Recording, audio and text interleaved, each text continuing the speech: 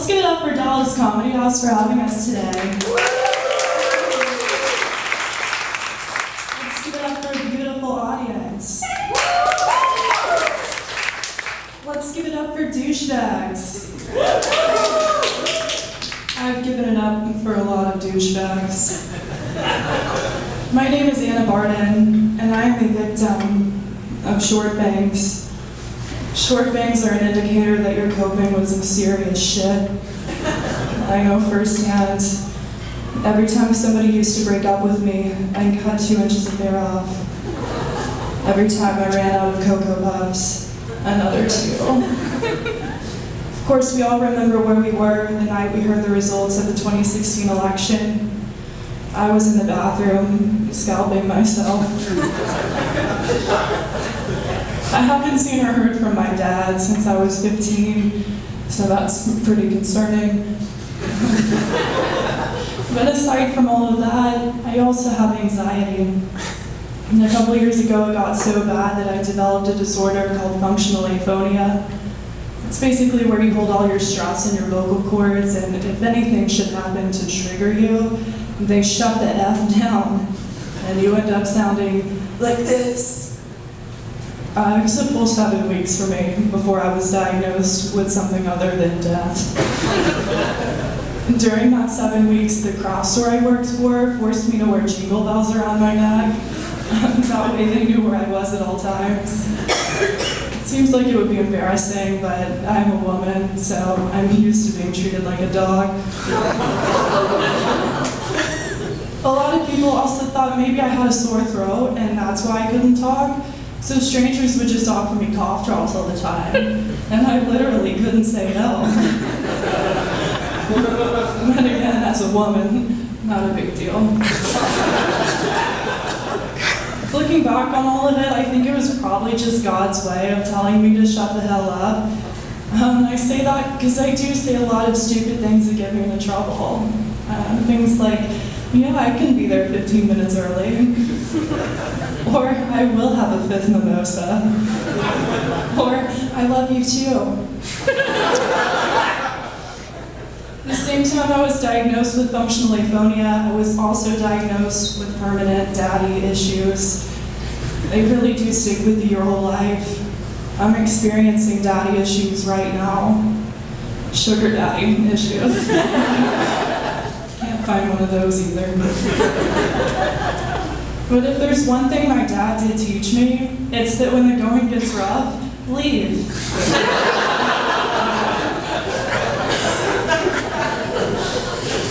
He also taught me the importance of a high credit score.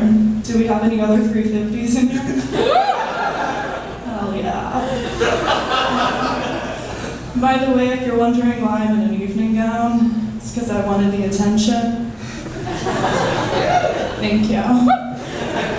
The best kind of war is an attention whore. Am I right, gentlemen? I know what you're thinking, and yes, I am hiding something underneath.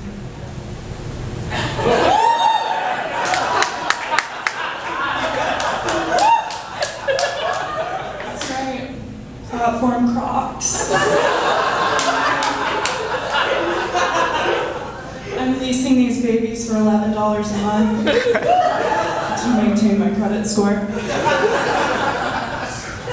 I like my men how I like my Crocs. Terrible. Hard to walk with. At least 3 inches. And while we're on the subject of romance, can I just say the greatest romantic movie is Ghost? I relate a lot to Ghost. The only way a man would willingly share a slow dance with me is if he died first, and then took the form of Whoopi Goldberg. For what it's worth, I don't think I'd even be a good girlfriend, though. Like, if my man were like, hey, take your shirt off, I'd be like, but what if I get cold? Or if he were like, hey, take those Crocs off, I'd be like, this is over. All I really want is for somebody to feed me chicken wings and call me his bitch. I guess that's too much to ask. I recently found out I have intimacy problems. My therapist told me I'm afraid of sex, and I can't really argue with that. Like, I think nudes are way funnier than they are sexy, especially when you open them in church. God bless. But I'm also a firm believer that anyone sending a nude should get something in return. So the other day I Venmo'd this guy 50 cents for a dick pic. And he delivered too. And then he invited me to hook up with him in his Nissan Sentra. And drumroll please, I declined. And when I declined, he accused me of being on drugs, which was really offensive because I was on drugs. The same guy invited me to hook up with him in a Target bathroom at 9 a.m. I said yes that time, because it was at Target. But as soon as I got there, I forgot about him, because I was distracted by the new Chip and Joanna collection. I don't know if you know this, but Chip and Joanna Gaines designed the shit out of silverware.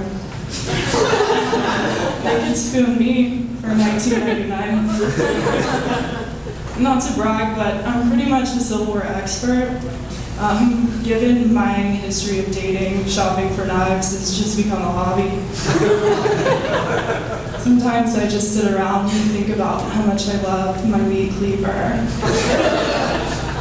I also shop a lot of wedding registries, since everyone I know decided they had to be married by 25. I'm not bitter. I totally understand getting married for medical insurance. It's just smart to have in case of a boning knife accident. For legal reasons, I'm trying really hard to get someone to marry me. To prove myself, I've got 5 bouquets. Mainly at weddings I was invited to. But I think my real problem in finding a husband is that my dad already gave me away.